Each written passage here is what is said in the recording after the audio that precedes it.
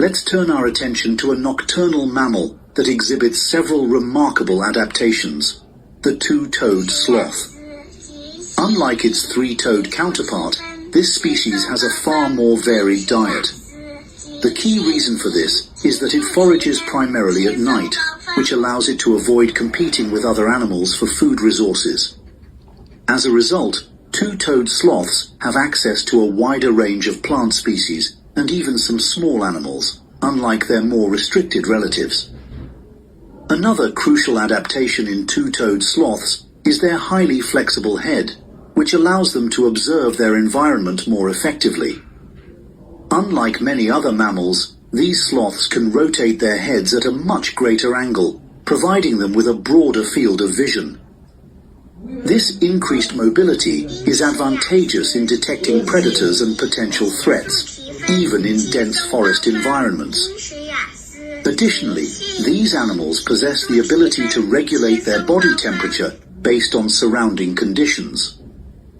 Unlike many mammals that maintain a constant internal temperature, two-toed sloths can adjust theirs depending on factors such as humidity and ambient temperature. This helps them conserve energy, which is essential for survival, given their slow metabolic rate. Furthermore, a rather unusual but effective form of camouflage assists them in blending into their habitat. Their fur hosts algae, which give it a greenish tint, allowing them to merge seamlessly with tree foliage. This mutualistic relationship benefits both organisms. The sloth gains improved concealment from predators, while the algae receive shelter and nutrients from the sloth's fur. Moving on, let's discuss another nocturnal species, the North Island brown kiwi, which has developed distinct adaptations to survive in its habitat. This bird has evolved to be active at night, primarily to evade predators, particularly a species of eagle that once posed a significant threat to it. By becoming nocturnal, kiwis minimize encounters with these formidable hunters and improve their chances of survival. Interestingly, kiwis do not rely much on vision, as their eyes are poorly adapted for detailed sight, especially when it comes to perceiving colors.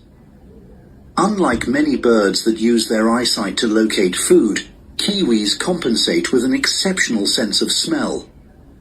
Their nostrils are located at the tip of their long beaks, a rare feature among birds, allowing them to detect insects and worms hidden beneath the soil.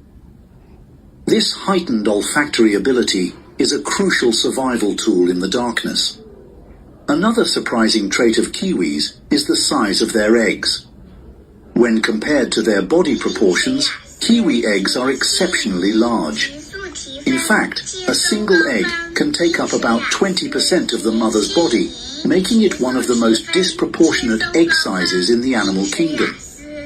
This unusual adaptation ensures that kiwi chicks hatch in a well-developed state, giving them a better chance of surviving in the wild.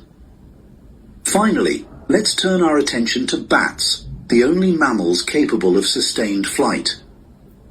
One of their most remarkable adaptations is the presence of specialized skin on their ears, which enhances their ability to use echolocation. Bats emit high-frequency sounds that bounce off objects, allowing them to interpret the returning echoes and navigate through complete darkness. This skill is especially crucial for hunting flying insects, which they track with astonishing precision. An additional fascinating feature of bats relates to their sleeping posture. Unlike most animals that rest on solid ground, bats sleep while hanging upside down. This is made possible because their claws remain securely hooked onto surfaces due to gravity. Unlike human hands, which require muscle effort to grip objects, bats' tendons naturally lock in place, ensuring that they do not fall while resting.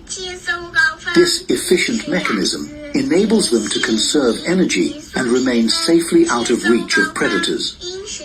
In conclusion, nocturnal animals have developed an array of specialized traits that allow them to thrive in environments where others struggle. Whether it's losing unnecessary organs, adjusting metabolism, or relying on echolocation, these adaptations highlight the incredible diversity and resilience of life in the natural world. Now, that is the end of part 4. You now have half a minute to check your answers to part 4.